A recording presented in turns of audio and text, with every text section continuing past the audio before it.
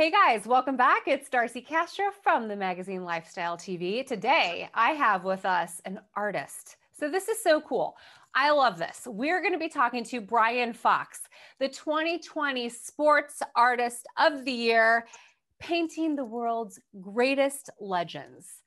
Brian, I've looked at your website and your gallery and your work. It's stunning. And it's so much more than just sports work. So tell me, break this down for me. Tell me what you've done. Why, how did you get into this? First of all, thank you so much for having me. I appreciate it very much.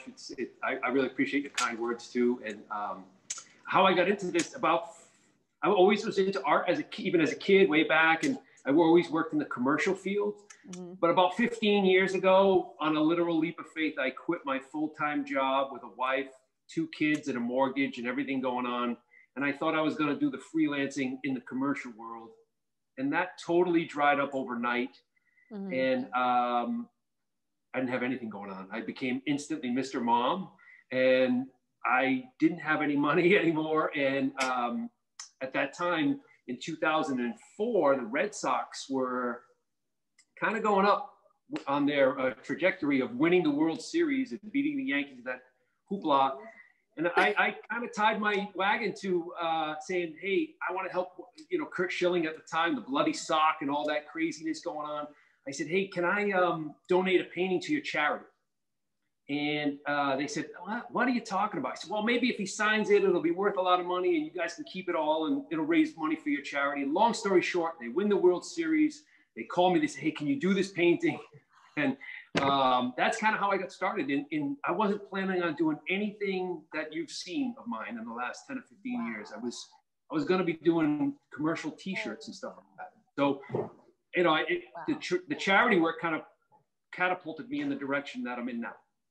What an amazing leap of faith. And that it was charity that propelled your career in this new direction. That is really cool. And I got to say, Brian, I love me some socks. I'm sorry to the Yankee fans out there. I'm sorry.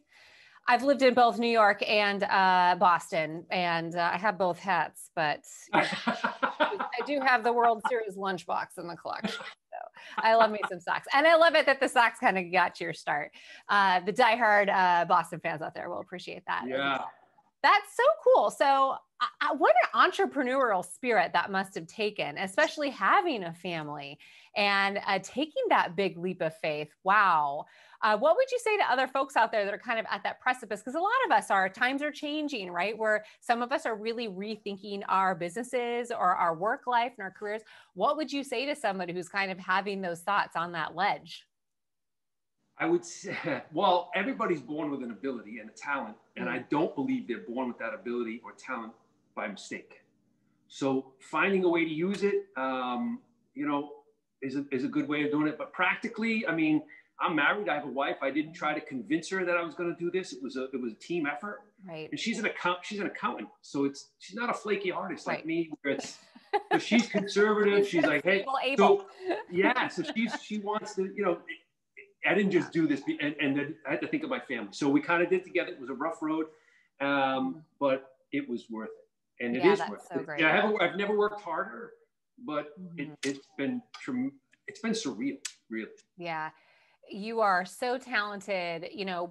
During this interview, we're seeing some of your pieces that you've done, and it blows me away. Just really, really stunning. I mean, Jackie Robinson, Keith Richards, Michael Phelps, Muhammad Ali, Johnny Depp, Derek Jeter. I mean, the list is so long. Mark Wahlberg, Kevin Bacon. I didn't have enough paper space to write all this out. Like, your celebrity profile is insane, and your pictures with all your people, and just totally surreal, I guess. I can imagine making that, career shift. So what has it been like meeting these people? Like, what's it like doing a commissioned piece for Pele? You did a series for him. What was that like? It was the best word is surreal, because you find yourself in these situations that every day is different for work. When I show up to work, it's a different day, or you never know who's going to call. And sometimes it's, Major League Baseball calls, or it's a celebrity that calls, or sometimes it's a collector that has a connection with a celebrity, or, hey, look, we have a project we're working on, or a business or a corporation. So it's all this kind of mix, and it's never one formula. So you find yourself in New York with Pele and, with a client who brought me there and said, hey, look, we're going to do 8 paintings of Pele. And Pele's going to sign them. And but again, you get to sit there and talk with him. And then even the Jackie Robinson, the painting I did was for the Jackie Robinson Foundation. And, he's passed away, but I was able to sit and have breakfast with his wife. I mean, that's sitting and talking to history right there. I mean, because it's beyond baseball. It's here you are getting stories right from Jackie's wife, Rachel, about why she stopped going to baseball games, because their entrance into the ball games were through a hole in the fence. That's history. So it's beyond art, it's beyond different things. And then you want to help people more when you start to hear these stories. Right. You go, well, how can I help your mission? Or how can I help your charity? Or, I'm only an artist. What can I do to help? If I put something in your hands, maybe you can do better, make a bigger impact. Yeah. Oh, I love that. I love that. Just that living history. And I noticed that some of these pieces too are available as prints through the gallery on your website as well. Just stunning pieces. I definitely encourage everybody to go to brianfox.com and check it out. It's brianfoxstudios.com and check it out. This stuff really is beautiful. You've done some veteran artwork pieces too that were just amazing. Were those commissioned for families? So the first one I did was based on the World War II veterans, the Band of Brothers, Major Winters. So I did that to help raise money for a monument that was in Normandy. And then I worked directly with those World War II veterans. These guys landed on D-Day. Again, you want to talk about history, an amazing story there. And then I got commissioned to do something for the Vietnam veterans, the in-country guys who were making a memorial wall here in Massachusetts, a permanent one, just like in Washington. And they commissioned me to do this painting of Vietnam soldiers. And all the money raised went towards the wall being built. So, but each time you get to sit down with these men, and it's a history lesson. It's beyond just entertainment or sports. This is something that's powerful, and you never leave these projects without being fully impacted by these people. Yeah, absolutely. What a privilege it sounds like too. Not many people have that kind of privilege in their daily work. That is really something. So why do you make art? I mean, I know it's a very intrinsic thing, but why have you chosen to follow this passion? That's a really deep question. But I wasn't good at, I like playing sports. I certainly wasn't good enough to go anywhere with that, but I wasn't good at school. I didn't do good in academics. I did good in art, and I did good in gym class. And, my love for sports came for that. And I was always encouraged, by your parents, and as you get older, your peers in art. So I constantly went in that direction because of encouragement, and that's all I really was good at. So I had to kind of find my way and do something with it. Love it. So I'm a mom of 4. So how can parents like me, that have young kids that show some talent, there's that practical side to the parent brain that's like, you need to follow this specific track. What should parents be doing, or, really any mentors to young people to be doing to encourage that, obviously you've made this wonderful career out of your artistic talent. What can we be doing to, open up those doors for kids in our lives? I go speak to schools a lot. And what I tell the kids, 2 things. And the teachers are in this same room with all these kids in an auditorium. And I'll tell the teachers, I'll say, look, my parents never told me to get a real job. So when you think of music, or you think of art, or you think of sports, or you think of these different things, when the kids are young, we encourage them. We go, oh, this is great. We take them to, and we go, but then we go, get a real job. And we kind of lie to them.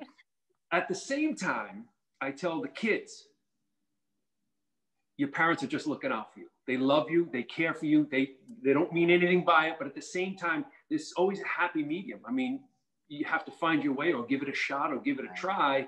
Right. At the same time with like back to the other point of, we're all born with an ability and a talent, Yeah. I mean, we don't know what we don't know, right? Outside of our own experience framework. I mean, so how great to be able to learn from others that have made that big leap and are doing something, a little non-traditional, but I love that. And again, I just think your work is so stunning. And, we are actually going to get to feature that on the magazine. Our next issue is our Live Music edition. This is a specialty totally dedicated to the arts and music.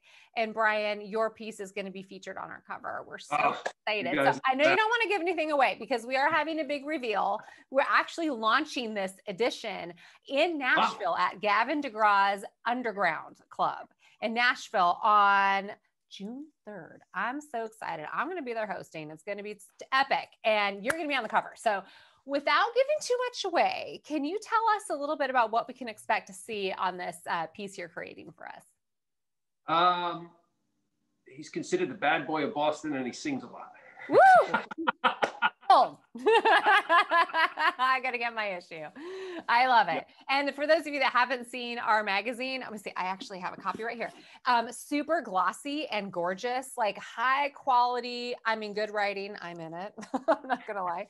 I'm a writer for the magazine too, but super high quality. So this is going to look, your piece is going to look amazing on the cover of our magazine. I'm so excited. Great.